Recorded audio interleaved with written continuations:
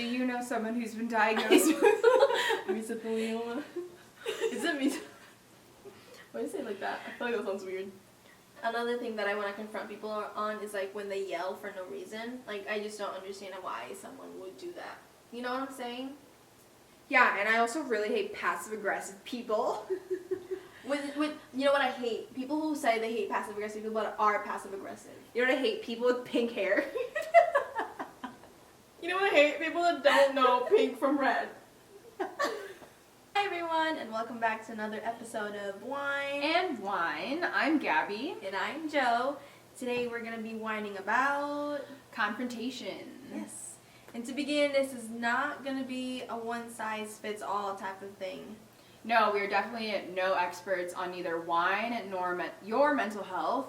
So whatever you get from this, just know that it's just strong recommendations. We're just talking about our life and how we see the world. So take what you like, leave what you don't like. Yes. And so to start, what we're drinking tonight.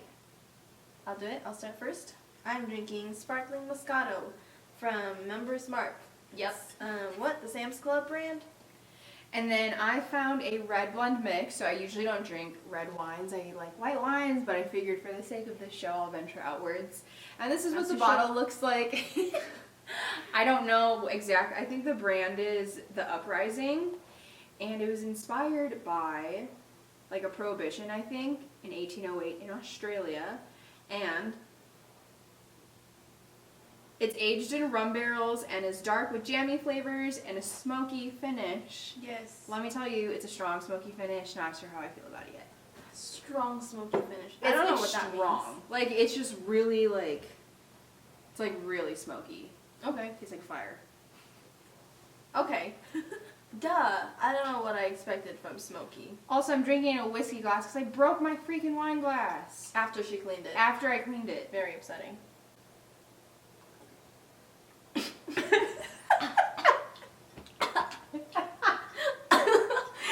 So in the first episode, I said that it was going to be like a podcast / video. We decided to not do that anymore. It's just going to be a video. No more slash. No more of this again. That's not even a slash.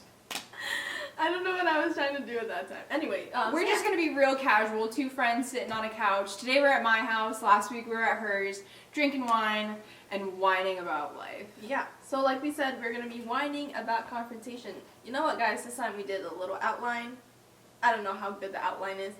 But, yeah, we wanted to talk about how good we are at confrontation. Yes, we're the best. I would say you can pay us to, like, confront whoever it is. Yeah. Whenever anything, like, bad happens to us, we never hesitate to confront the person. Never. Of course not. That's... Sarcasm! Cheers! Okay, we're the worst. Yes. I was thinking about, like, what example I could give. And I was like, duh, my whole life. But I was thinking the big example that I have is, like, our whole time as e-board, as executive board. That was the first thing that came to my mind, right? too. So, we met through, like, a Filipino organization from U of A. FASA, shout out! And so we were on the executive board for 3 years. We were interns for, like, our first year, and then the last 3 years last 2 years, sorry. The next Oh my gosh, yeah. Wait, right? Yeah. Freshman, intern. We didn't do our senior year. Yeah, that's right. The next 2 years we were... Stuff happened. We'll probably talk about that eventually. Yeah. Not right now, though. Yeah. So we were interns our freshman year, and then sophomore year I was historian, and you were... Wait, my FG first chair. year? Yeah. Yeah, FG chair. Yeah. Well, FG chair / That was like the event year, right? coordinator, yeah. Yeah, that was like FG chair / secretary. Was that year? Yeah. Yes. And then I was historian. That's probably also for another fiesta video. chair. Yeah. And then my third year I was event coordinator.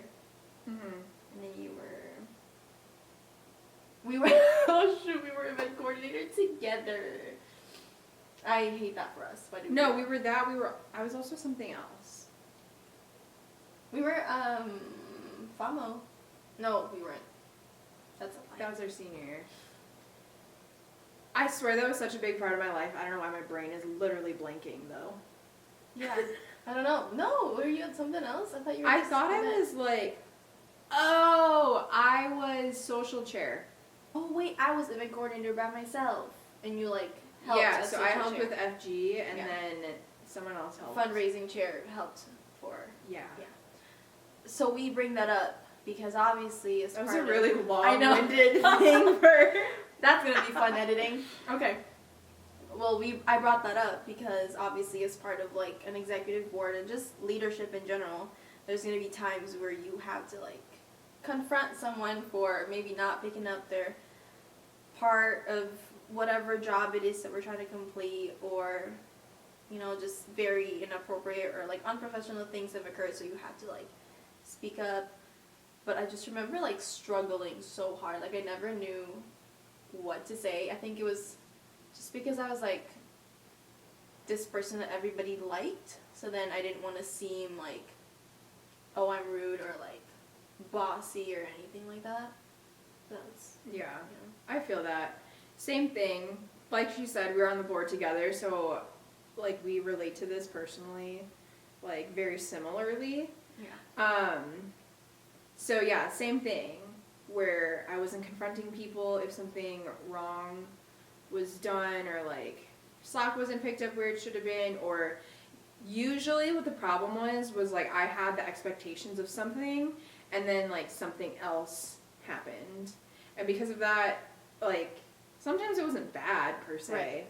but if it was bad, then I was like, I don't know how to talk about this, Mhm. because you never want to hurt the other person's feelings, and we'll get to that about the difference between like being confrontational and just being outright rude, Yeah. and like coming from a harsh place. Right. But like I personally struggle with like bringing it to someone's attention without being mean. Yeah. And I feel like I've definitely been trying to work on that a lot more, especially since now I'm also like I'm back in like a leadership position, and I have this new role of like if I see someone not really like doing what they're supposed to, I'm supposed to step in and be like, hey, like I saw this happen earlier, like we should try something else, or like give them some tips, I guess, on how to maybe improve on that. But I can't, like I don't know what it is, like every time the idea of like having to confront someone comes to mind, like gets suggested, I immediately just shut down. Because I never know, like how do you start like a conversation? I don't understand Mm-hmm. how people do it. Like it's just not me. The way, I don't know if you have to bleep this out, but the way that I've heard it is like a sandwich. Mm-hmm. So you're supposed to like sandwich it between like two good things. Okay. So it's like, you're doing this really well, Mhm. but let's work on this. And then you like circle it back to, Yeah. but that doesn't take away from the fact that you did this really well. Right. So there's that. But yeah, also just like confrontation, even if it's for something minor, Mm-hmm. like not just like subordinates, Right. but also at my job, I have to like control people wearing masks at work, and I have to enforce people to do it, and if they're not, I have to be like, hey, like I just have to ask you to keep your mask on, and like it's gotten just hard. I mean, it was hard to begin with, Right. but you just never know how the other person's gonna react, and that's why we're talking about this, is because usually it's not like the confronting part that's difficult, it's Yeah. the possibility of the person's like response that's difficult. Right. So the reason it's hard to be like, hey, do you mind keeping your mask on, is because you never know if the person's gonna be like, are you kidding me? Because Right. I've gotten that. Yeah. I've gotten like, this is a joke, like there's no one around me. It's like, it's not my rule, like Yeah. we're just enforcing what we were told to do in order to stay Right. open. I want to keep my job. So even things like just that one sentence that literally applies to everyone of, hey, can you keep your mask on, can still be hard. Yeah. So don't beat yourself up if you're bad at confronting people. Just know that there's ways to get better.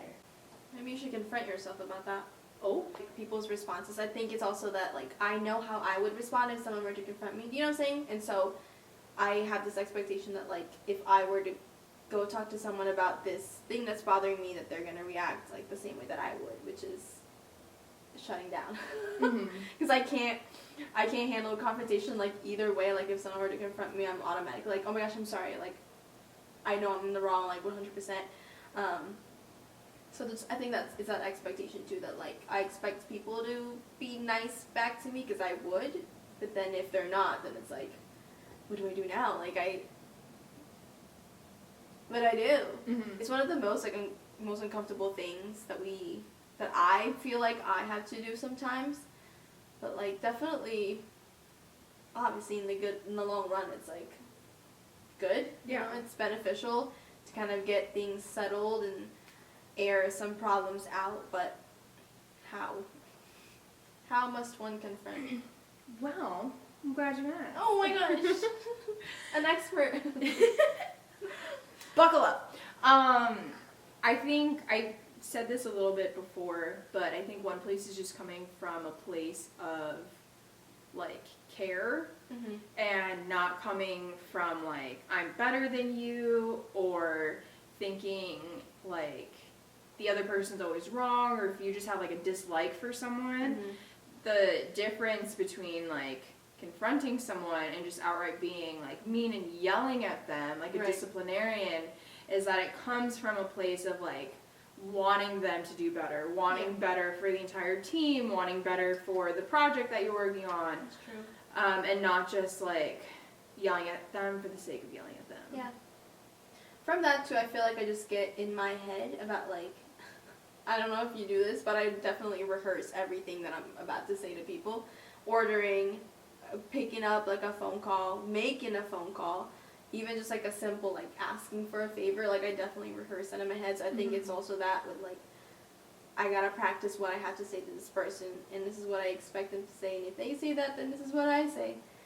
And so it's like, what if that first phrase isn't nice enough? What if it's like, hey, like, that initial, like, hey, like, let's talk about what you did earlier isn't, like, nice enough, where it's, like, taken in a wrong way. I did confront someone recently, though. Ooh.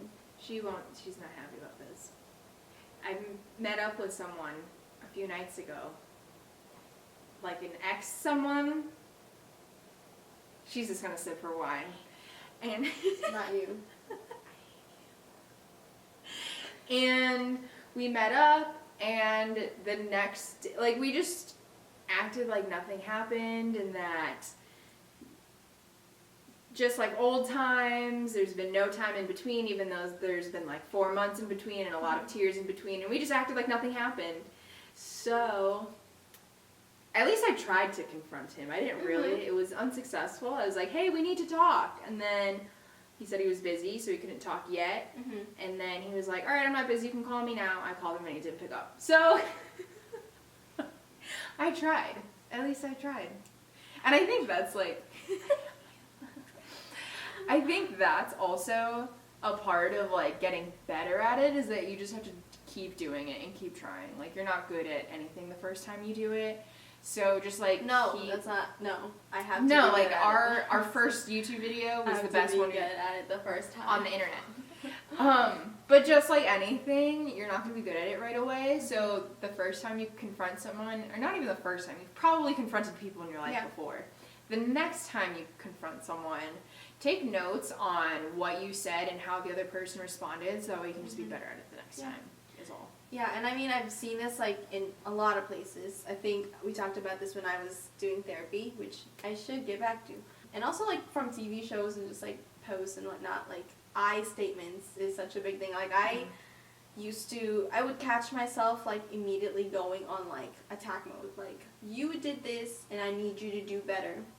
Versus, like, listen, I was upset yesterday because this happened, and I feel like blah, blah, blah, blah. You know, I feel like definitely, like, how you phrase things, and like you said, like, coming from, like, I care for you, and I want you to know, like, how this made me feel. Like, you get met with, like, a better response. Yeah. Versus if you're, like, immediately, like, you did this wrong, like, I need you to do better. Mm-hmm. And that's, like, all, like, tied into conflict resolution. So one of the first things you should do is state what happened. Not I statements or you statements, strictly, like, factual, like, what happened, Yeah. because they can't object to it. Mm-hmm. And just by stating it, you're bringing awareness as to why you're confronting them in the first place. Right.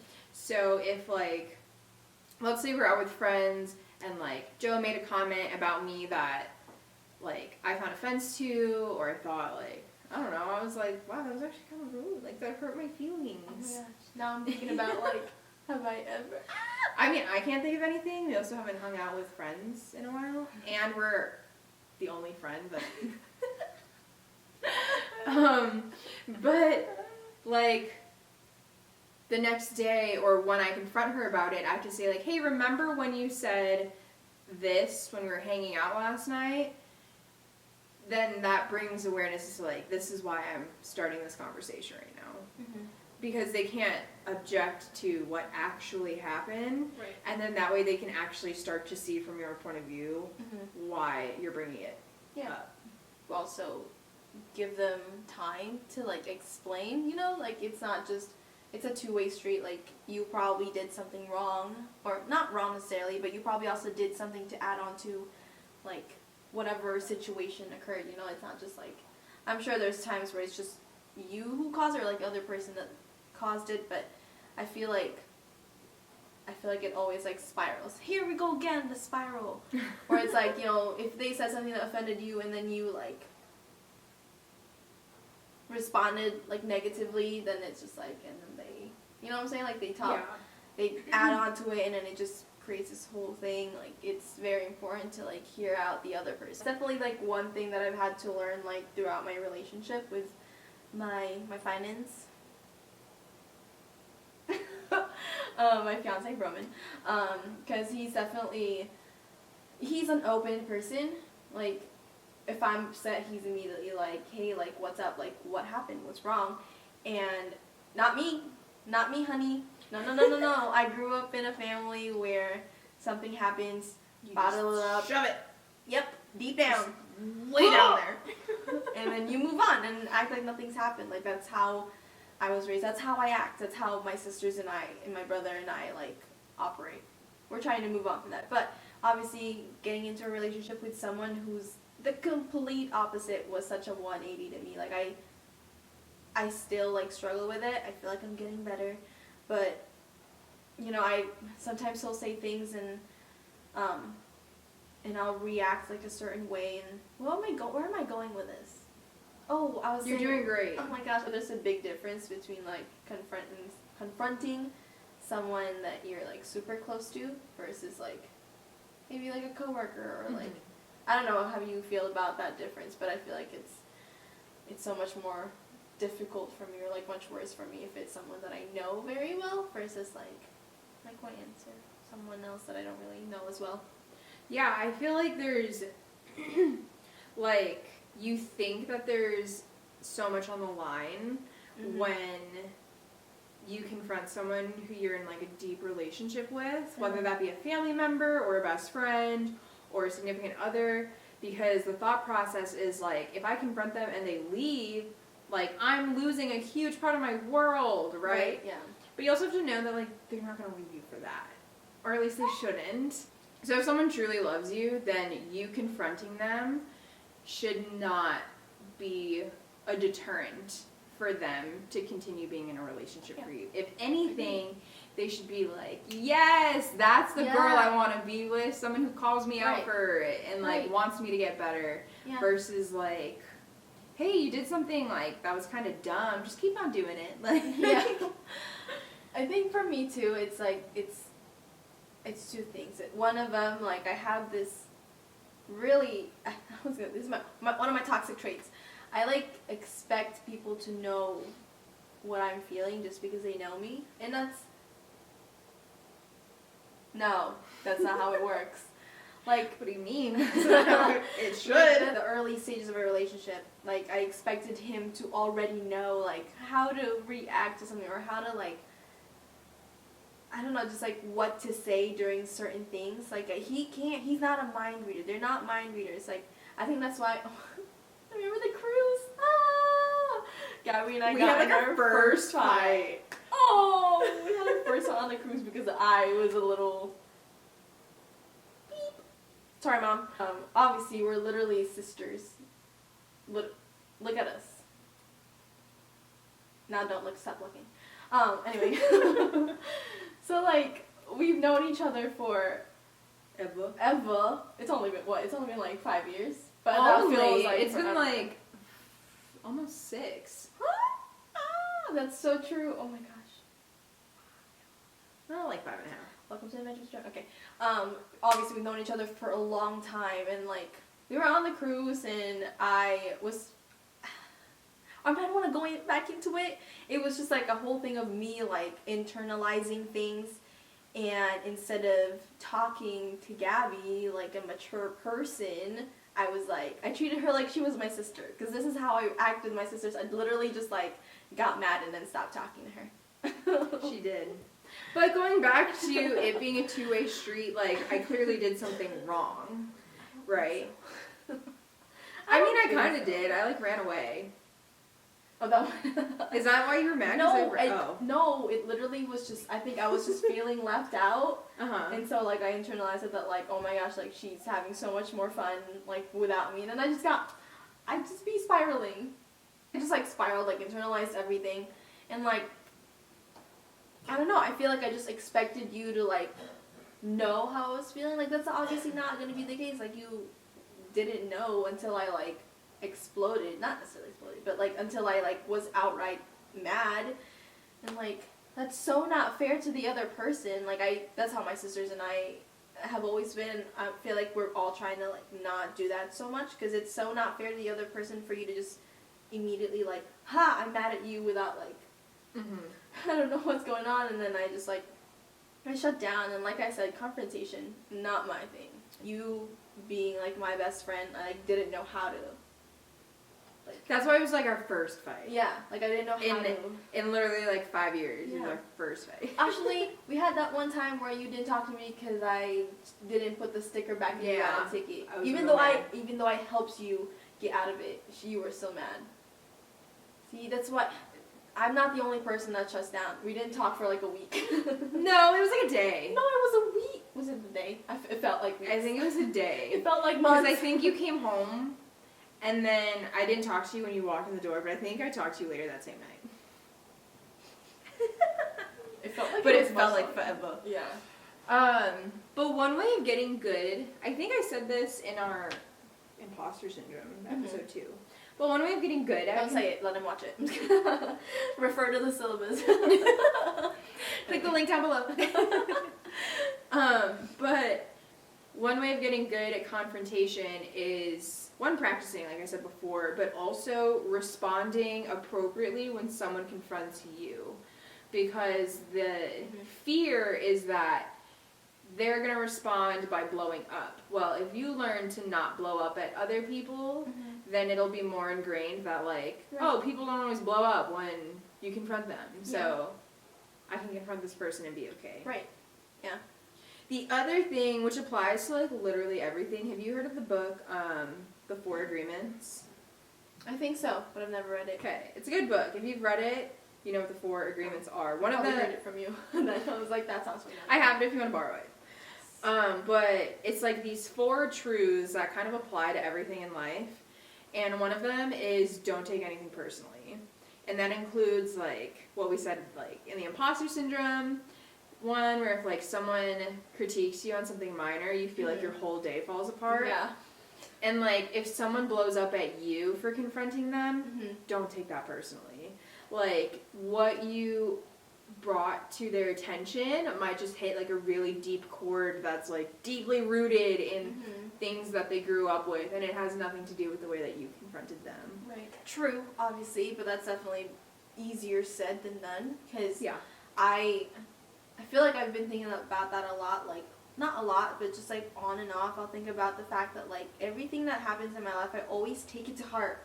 Everything that everything that any person has said to me, I always take it to heart, and it's immediately like, whoa, like, it just, like, brings me down, like, several notches. And I can tell you exactly why I take everything personally and take everything. I can tell you a core memory when I was a child of why I do this. It's because where I used to do gymnastics with my sister before every practice. So we would like run, stretch, warm up, and then before we split out into our events, we would all line up shortest to tallest. And the coach would just like talk to us, give us feedback from like the prior week or if we had a meet or something. And one day the coach was in a bad mood and he was kind of yelling at us. And he complimented my sister for attentively like listening to him. He complimented her and was like, should I say my sister's name? Is that weird? Like privacy issues? I don't know. I said no name. Okay.